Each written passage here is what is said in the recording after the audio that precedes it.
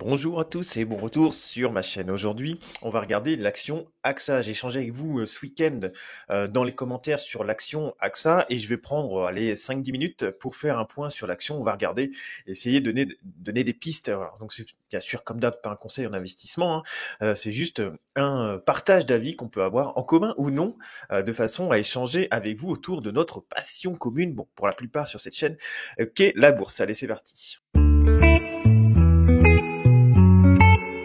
Alors AXA, on avait repéré déjà cette zone ici, là, entre les 40 et les 42, 43. C'était les anciens plus hauts, regardez, de 2000 ici. Donc ça, on l'avait repéré depuis un petit bout de temps, c'est plutôt une zone de vente. Et puis voilà, on pourra dire toujours ce qu'on veut hein, sur l'analyse technique, ça marche pas tout le temps.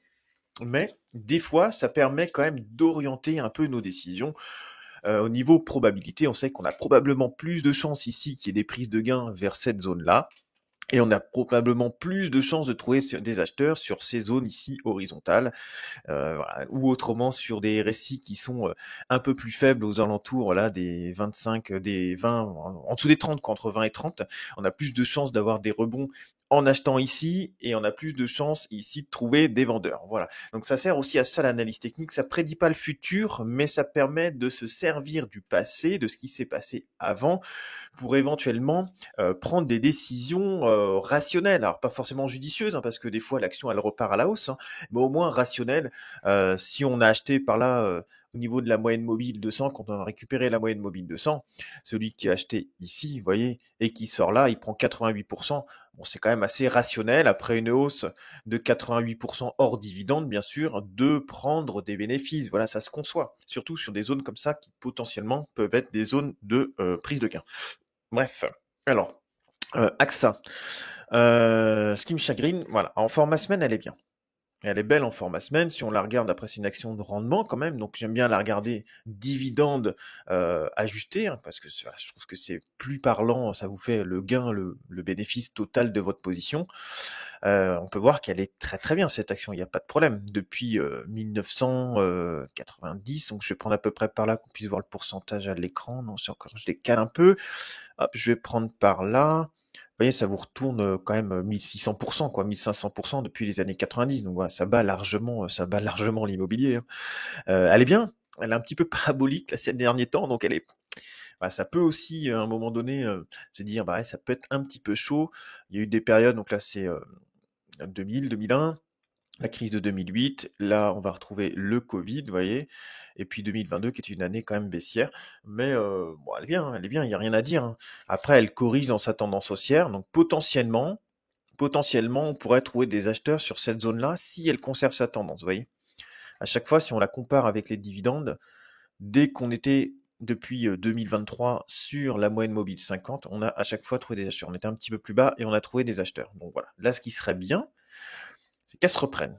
C'est qu'elle se reprenne. Parce que là, vous voyez, on a quand même peu de fois cassé ici la zone de neutralité. Et là, on casse la zone de neutralité.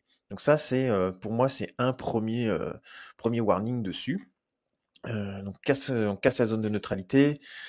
On était sur les anciens plus hauts de l'action hors dividende. Bon, ici, c'est pas encore vendeur. C'est bien orienté à la baisse quand même.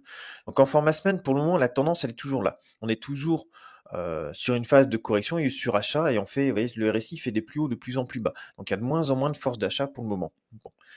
Ça, c'est du format semaine. Donc on est toujours acheteur sur le format semaine, mais on commence à avoir des premiers signaux de fragilité, je trouve. Ensuite, si on prend sur un format plus court terme, donc sur du format journalier, on est vendeur depuis à peu près août 2025. Août 2025, on a donc ça avait bien monté, ça a stabilisé et derrière, vous voyez, ça a largué. On a la moyenne mobile 20 qui a croisé la moyenne mobile 50 à la baisse. Ici, on a cassé la zone de neutralité. Là, on a cassé la ligne de signal, on l'a jamais repris depuis.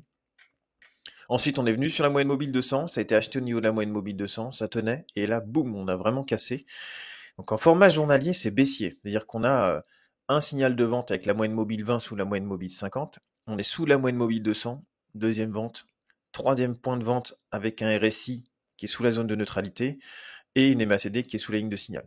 Alors ça ne veut pas dire qu'il ne va pas y avoir de rebond, mais les signaux sont quand même bien rouges sur l'action AXA sur du court terme. Voilà. Mais ça ne veut pas dire qu'il n'y aura pas un rebond, hein, puisque là, regardez, à chaque fois, il y a eu un beau rebond ici, hein, par exemple. Mais on était au-dessus de la moyenne mobile 200. Ici, il y a eu un joli rebond. Donc là, c'est en avril. On était venu ici prendre 25%. Là, quand on avait touché ici, on avait repris une dizaine de pourcents.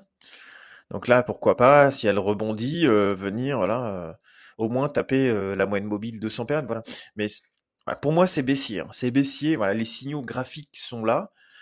Pour moi, c'est baissier. C'est pas, voilà, j'ai pas de boule de cristal. Hein, je peux pas prédire le futur, mais ça semble quand même pas super bien engagé à court terme.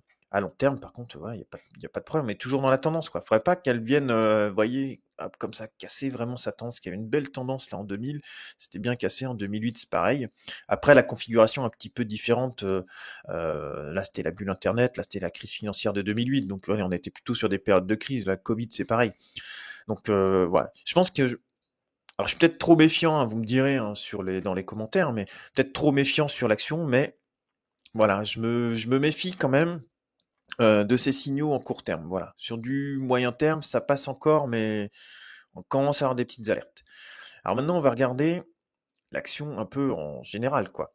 Si on prend les droites de régression, vous voyez, donc là, je suis sur le site Invest, hein, j'utilise leurs données, donc voilà, c'est normal que je parle d'eux, j'ai pas d'affiliation, hein, mais voilà, il y a une version gratuite si vous voulez faire le point sur vos portefeuilles, une version payante également. Voilà, n'hésitez pas à aller voir hein, si jamais ça vous intéresse. J'ai pas de partenariat, il n'y a pas d'affiliation, donc voilà, je vous en parle juste comme ça. Mais c'est un site que j'utilise qui est plutôt bien. Alors ensuite, on a ici les écarts types. Donc la droite de régression nous dit un cours à 27,90 €. Donc mettons 28 €. Et là, on était 2 écarts types au-dessus. Plus 2 écarts types, on est revenu à plus 1,5 écart type. Donc vous voyez, on est encore, pour moi, cher et au-dessus de la droite de régression si on se fie à la droite de régression. On a un PER de 12, donc ça on regardera un petit peu le PER de moyen sur les dernières années. Et puis on a un rendement de 5,5% actuellement. Et donc là on peut le voir, c'était sur Score Finance, je crois. Ou ratio valorisation. On va aller dans valorisation. Donc là on voit le graphique de valorisation. Donc des fois on est vraiment pas cher. Des fois, on est un petit peu plus cher. Donc là, vous voyez, on n'est pas sur le juste prix, on n'est pas loin du juste prix qui est estimé environ à peu près 35,23 €. Donc ce sera plus 7% au-dessus. Ok. Maintenant, ce qu'on va pouvoir regarder, c'est le PER moyen sur depuis 2005, là, sur les 20 dernières années. Ça peut être sympa. Vous voyez, on était autour 10, 12, 9, donc 10.